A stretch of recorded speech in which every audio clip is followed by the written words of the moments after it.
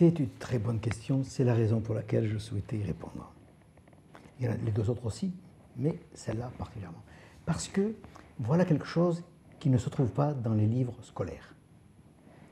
Parce que ça touche à l'épistémologie, c'est-à-dire à la justification des lois, et à des questions profondes comme l'intelligibilité du monde.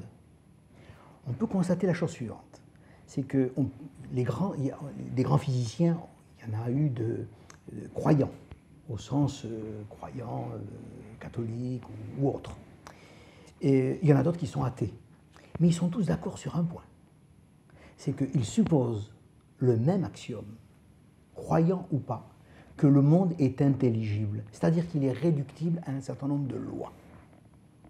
On pourrait imaginer une autre situation, mais ceci n'a pas été retenu, ni par les croyants, ni par les non-croyants. Donc, on va s'en tenir là. Et on peut se poser la question, effectivement.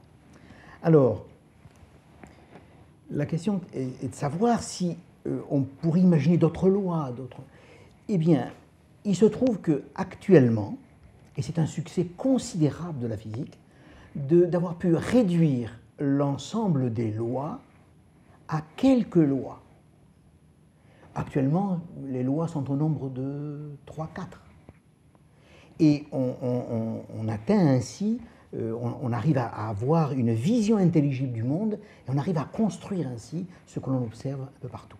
Alors ça ne veut pas dire qu'on comprend tout.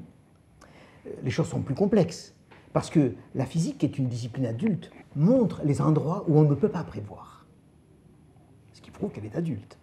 Elle a les lois, mais elle sait très bien que du fait de la complexité de ces lois, de ce qu'on appelle en langage élaboré les non-linéarités, on sait très bien qu'on ne peut pas prédire. On explique, mais on ne peut pas prédire. Et évidemment, quand on ne peut pas prédire, ça fait une limitation importante. Toujours est-il que ces lois existent. Alors, ce n'est pas banal de le dire, me semble-t-il, et d'insister. Parce qu'il y a des gens, et même des gens éminents, qui pensent qu'on ne peut pas réduire l'ensemble du monde intelligible à quelques lois de physique. Je parle du domaine de la physique, évidemment. Et des personnes pensent qu'il n'y a pas de niveau fondamental dans les lois. La position qui est actuellement la position suivie par les physiciens est une position dite réductionniste, selon laquelle on est capable d'expliquer un niveau élaboré à partir d'un niveau fondamental.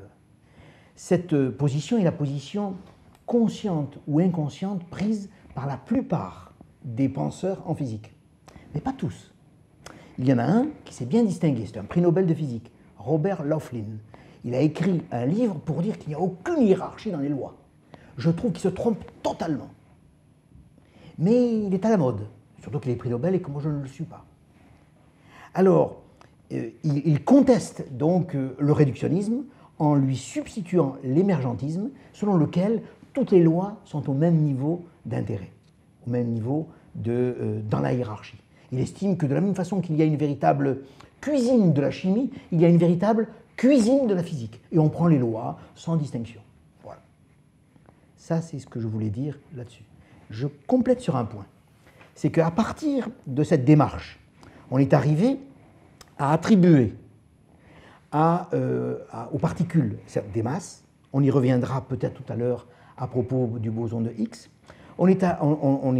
ça y est, on a retenu un certain nombre de lois. Voilà ce que l'on peut dire. Finalement, peut-on imaginer un autre monde? Probablement, on peut toujours imaginer. Il y a des constantes physiques fondamentales. Les constantes physiques fondamentales, il y a la constante de gravitation, grand G, qui est la constante qui apparaît dans la loi d'attraction universelle de Newton à laquelle on a fait allusion tout à l'heure. Il y a la vitesse de la lumière, qui est une constante physique fondamentale. Il y a la constante de Planck, on en parlera tout à l'heure, c'est une constante introduite par Planck pour expliquer les échanges entre rayonnement et matière. Et tout à l'heure, à propos de la physique des quanta, mon collègue en parlera.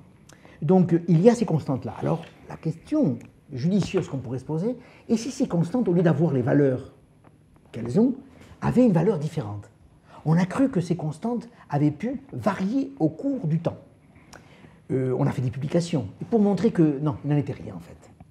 Donc ces constantes, ça reste un mystère. Pourquoi ont-elles la valeur qu'elles ont? Et si les valeurs étaient changées, évidemment le monde serait changé. Alors vous voyez, je réponds à la question en disant que les lois, elles sont ce qu'elles sont, etc. Et ce sont ces constantes-là qui ont une valeur, et si on les avait changées, à ce moment-là, probablement que la vie n'aurait pas la même allure qu'elle a et qu'on lui connaît. Voilà.